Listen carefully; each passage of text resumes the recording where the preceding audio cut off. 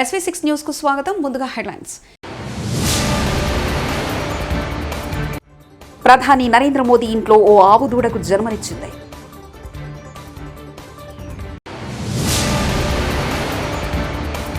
రేవంత్ రెడ్డి అసలు నువ్వు ముఖ్యమంత్రివేనా, నీకు అర్హత ఉందా? కేటీఆర్ ఘాటు వ్యాఖ్యలు.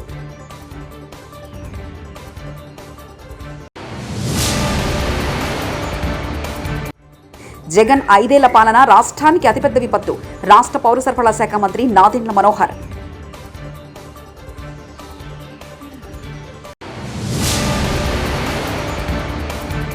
కేదార్నాథ్ యాత్రలో చిక్కుకున్న తెలుగు యాత్రికులు క్షేమం.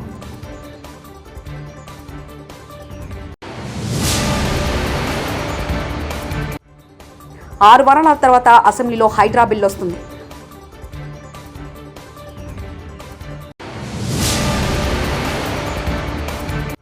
ఆరు నెలల్లో 2 రాష్ట్రాలకు 1,00,000 కోట్లు 100 కంపెనీలు తెప్పిస్తా కేఏ పాల్. ప్రధాని నరేంద్ర మోదీ ఇంట్లో ఆవు దూడకు జన్మనిచ్చింది. మోదీ ఆ దూడను దేవి విగ్రహం వద్దకు తీసుకెళ్లి ప్రత్యేక పూజలు నిర్వహించి శాలువ కప్పారు. నుదుటి మీద తెల్లటి రేఖతో పుట్టింది కాబట్టి దీప్ జ్యోతి అని పేరు పెట్టినట్లు ఆయన వెల్లడించారు. తన నివాసంలో దూడ కొత్త సభ్యుడిగా రావడంతో సంతోషాన్ని వ్యక్తం చేశారు ప్రధాని నరేంద్ర మోదీ.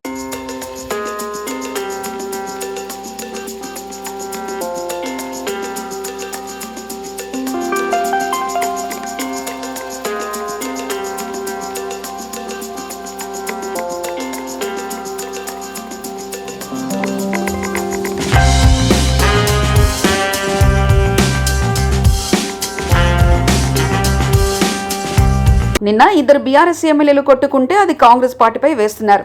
న్యాయమా ఇది అంటూ మంత్రి శ్రీధర్ బాబు వ్యాఖ్యానించారు. న్యాయమా ఇది?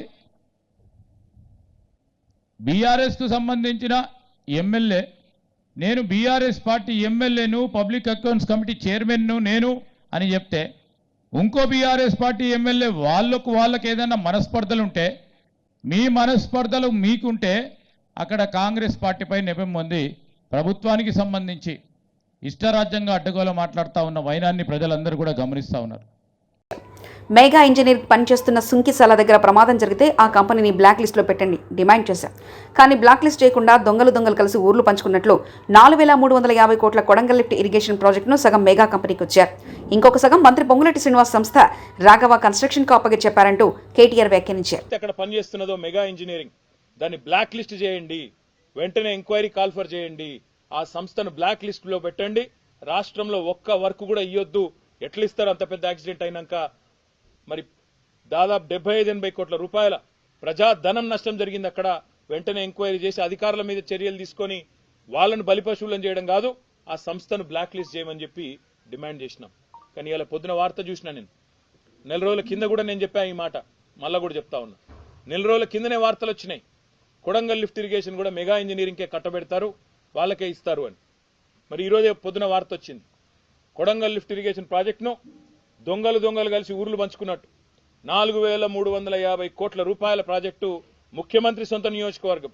ఒక సంస్థ తన తప్పిదం వల్ల 75-80 కోట్ల రూపాయల నష్టం జరిగే పని చేస్తే ఆ సంస్థను బ్లాక్ లిస్ట్ చేయాల్సింది పోయి ఈరోజు ఆ సంస్థకు తన సొంత కాన్స్టిట్యున్సీలోని పనిని సగం అప్పచెప్పిండు. ఇంకొక సగమేమో పొంగులేటి శ్రీనివాసరెడ్డి రాష్ట్రంలో మంత్రి, ఆయన సంస్థ రాఘవ కన్స్ట్రక్షన్ కు సగం. మరి ఇన్ని రోజులు రేవంత్ రెడ్డి గారు చెప్పిన మాటలు ఇదే, మెగా ఇంజనీరింగ్ గురించి, వీళ్ళ గురించి, కాంట్రాక్టర్ల గురించి చెప్పిన మాటలు, మరి అవన్నీ కూడా కల్లిబొల్లి మాటలు అన్న మాట ఇప్పటికన్నా ప్రజలకు అర్థమై ఉంటుందని నేను అనుకుంటా ఉన్నా. ఇన్ని రోజులు నోటికొచ్చినట్టు ఆంధ్ర కాంట్రాక్టర్లని, ఆంధ్ర వాళ్ళకి వర్కులు ఇస్తున్నాడు కేసీఆర్ అని, ఇన్ని రోజులు చిల్లర మాటలు ఏదైతే మాట్లాడినావో రేవంత్ రెడ్డి, చెంపలేసుకొని క్షమాపణ చెప్పాల ప్రజలకి. నీ సొంత నియోజకవర్గం కొడంగల్ లిఫ్ట్ ఇరిగేషన్ అనే ప్రాజెక్టు ఇవాళ ఏ సంస్థనైతే ఇన్ని రోజులు ఈస్ట్ ఇండియా కంపెనీ అని తిట్టినవో ఆ సంస్థకే కట్టబెట్టినవంటే నీ రంగేందో, నీ నైజమేందో, నీ నిజాయితీ ఏందో దీంతోనే బయటపడ్డదనే మాట నేను విజ్ఞప్తి చేస్తాను. నాతో పాటు రేవంత్ రెడ్డి, చంద్రబాబు నాయుడు ఇద్దరు అమెరికాకు వస్తే 6 నెలల్లో 2 రాష్ట్రాలకు 1,00,000 కోట్లు 100 కంపెనీలు తెప్పిస్తారు. రేవంత్ రెడ్డి అనే డబ్బులు ఖర్చు పెట్టి అమెరికాకు వెళ్లాడు. ఎన్ని కోట్లు పెట్టుబడులు పెట్టారంటూ, ఆ పెట్టుబడులు ఏవి అంటూ కేఏ పాల్ వ్యాఖ్యానించారు. 6 నెలల్లో 1,00,000 కోట్లు తెలంగాణకి, ఆంధ్రప్రదేశ్కి 1,00,000 కోట్లు, 100 కంపెనీలు 6 నెలల్లో. లైఫ్లో మళ్ళీ అడుగు పెట్టను, రండి ముఖ్యమంత్రి నాతో పాటు అమెరికా. ఒకడు రాడే, వెళ్ళాడు రేవంత్ రెడ్డి కోట్ల రూపాయలు ఖర్చు పెట్టి చాలా దేశాలు తిరిగి వచ్చాడు. ఒక కంపెనీ తీసుకొచ్చాడా? ఒక 100 ఉద్యోగాలు తీసుకొచ్చాడా? తీసుకొస్తే ఇదిగో ఇది తీసుకొచ్చామన్న డిబేట్కి రమ్మనండి.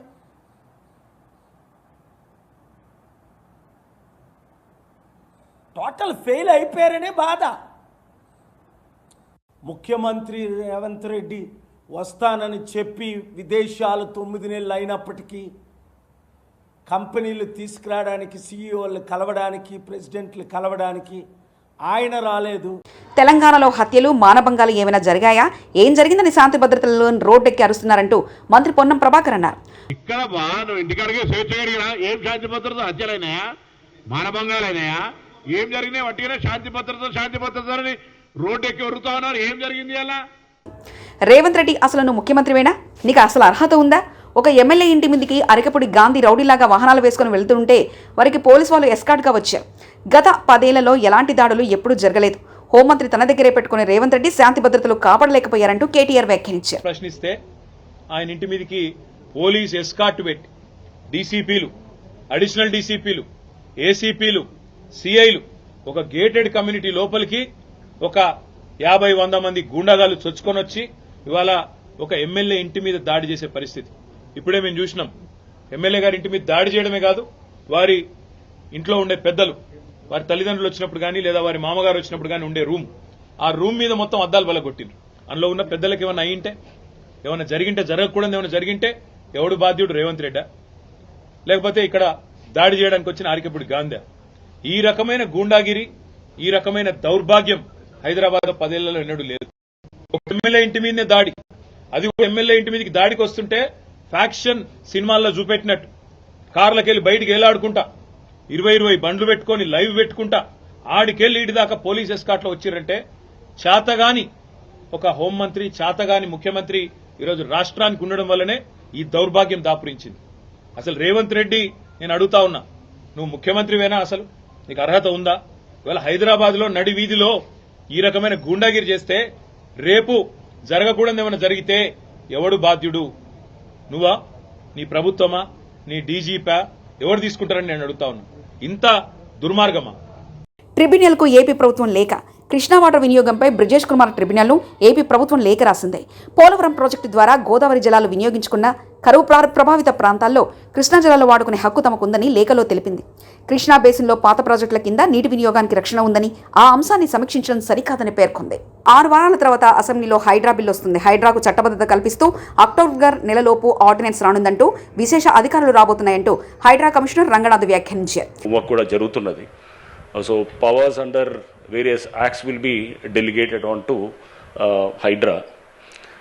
Ordinance ki ante daniki first konta it is preceded by some Volta kindo lekapothe oka municipal act kindo lekapothe GHMC act kindo itla irrigation act kindo itla rakarakala acts kinda aa powers ni delegate cheyadaniki aa departments nunchi lot of information is being taken and tarvata ఒక policy document కింద once it gets approved in the cabinet then an ordinance will be formulated. Ordinance తర్వాత naturally next అంటే assembly సెషన్లో within 6 weeks it has to be passed as a legislation. So that's how the general ఇది ఉంటుంది. కాబట్టి జగన్ 5 ఏళ్ల పాలనే ఏపీకి అతిపెద్ద విపత్తు అని మంత్రి నాదెండ్ల మనోహర్ విమర్శించారు. మంగళగిరిలో ఆయన మాట్లాడుతూ, ప్రధానమంత్రి ఫసల్ బీమా కింద గత ప్రభుత్వం రూపాయి చెల్లించలేదన్నారు.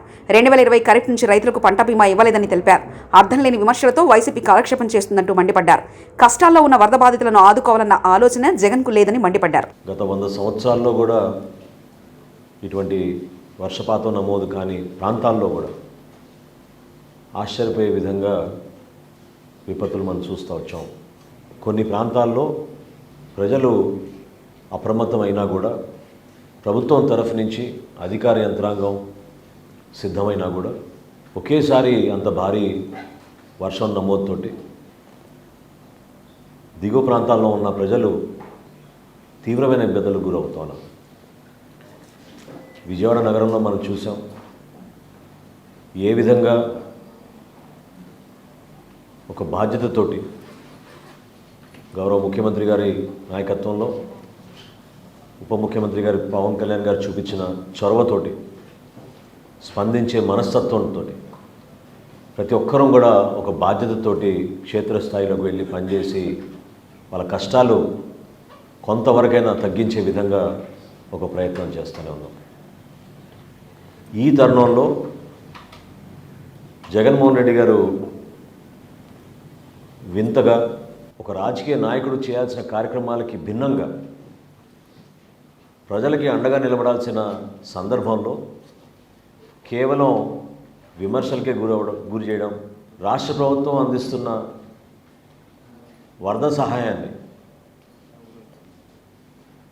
చులకనగా క్షేత్రస్థాయిలో ప్రజానికానికి అందించాల్సిన బాధ్యత వారు కూడా తీసుకుంటే బాగుంటుందనే ఆలోచన లేకుండా మాట్లాడడం చాలా బాధాకరం. విజయవాడ నగరంలో 2 సార్లు పర్యటించారు. నిన్న పిఠాపురంకి వెళ్ళారు, కాకినాడలో. మ్యాన్ మేడ్ డిజాస్టర్ అని ప్రతి చోట ఇది ఒక ఊతపదంలాగా అయిపోయింది ఆయనకి. అసలు గత 5 సంవత్సరాల్లో జగన్మోహన్ రెడ్డి గారి పరిపాలనే మన రాష్ట్రానికి అతిపెద్ద విపత్తు. ఊహించని విధంగా వీళ్ళు వ్యవస్థలు నాశనం చేసి కనీసం ఇరిగేషన్ శాఖ పైన, క్షేత్రస్థాయిలో ఉన్న వ్యవస్థలపైన అధ్యయనం చేసుకుని బడ్జెట్ అలొకేషన్లు కూడా చేయకుండా సర్వనాశనం చేసిన జగన్మోహన్ రెడ్డి గారు ఈ రోజున అధికారంలో ఉన్న కూటమి ప్రభుత్వం కేవలం 3 నెలలు అయింది మేము అధికారంలోకి వచ్చి. 3 నెలలకే మీకు ఇంత ఏడుపులు ఉంటే ఎట్లా? ఇంకా 57 నెలల్లో అసలు మీ ఏడుపు ఏ స్థాయికి వెళ్తుందో మాకు ఆశ్చర్యం కలిగిస్తుంది. అసలు మీలో స్పందించే మనస్తత్వం ఏదని నేను అడుగుతున్నాను. కేదార్నాథ్ యాత్రలో చిక్కుకుపోయిన తెలుగు యాత్రికులు సురక్షితంగా ఉన్నారు. వీరిలో కొంతమంది యాత్రికులు గుప్తకాశీకి చేరుకున్నారు. ఆపదలో ఉన్నామని కిందికి చేరుకోలేకపోతున్నట్లు శుక్రవారం పలువురు యాత్రికులు విజయనగరం ఎంపీ కలిశెట్టి అప్పలనాయుడు సంప్రదించారు. ఈ విషయాన్ని వెంటనే మంత్రి లోకేష్ సీఎం కార్యాలయ దృష్టికి ఎంపీ తీసుకెళ్లారు. ఉత్తరాఖండ్ కేంద్ర ప్రభుత్వ అధికారులతో మంత్రి లోకేష్, సీఎం కార్యాలయ అధికారులు మాట్లాడారు. దీంతో శనివారం వారిని సురక్షిత ప్రాంతానికి చేరారు.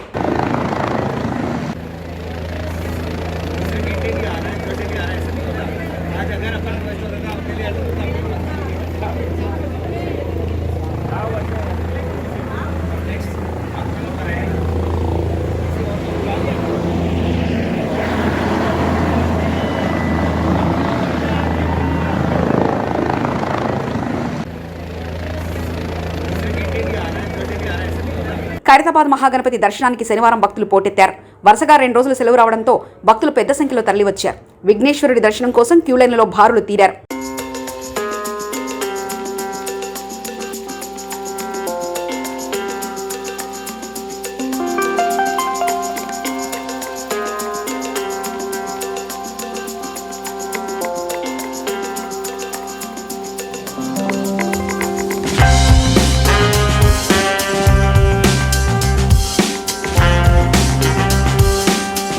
వరద బాధితులకు ఉచితంగా మందులు పంపిణీ.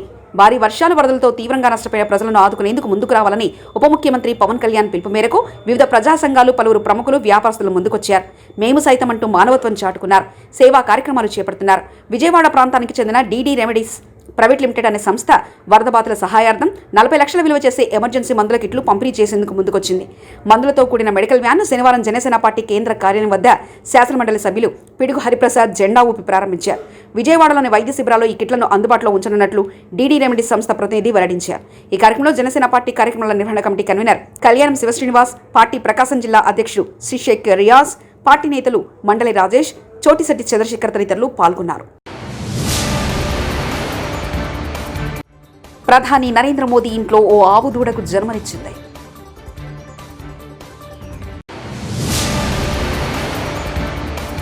రేవంత్ రెడ్డి, అసలు నువ్వు ముఖ్యమంత్రివేనా? నీకు అర్హత ఉందా? కేటీఆర్ ఘాటు వ్యాఖ్యలు.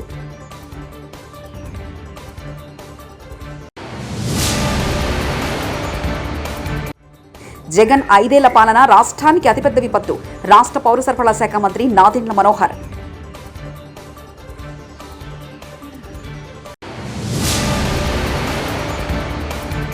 కేదార్నాథ్ యాత్రలో చిక్కుకున్న తెలుగు యాత్రికులు క్షేమం.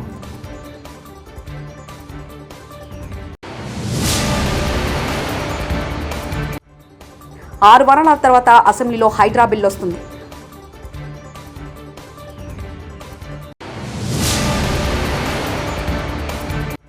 6 నెలల్లో 2 రాష్ట్రాలకు 1,00,000 కోట్లు 100 కంపెనీలు తెప్పిస్తా కేఏ పాల్. ఇవి బులెటిన్ విశేషాలు. చూస్తూనే ఉండండి SV6 న్యూస్.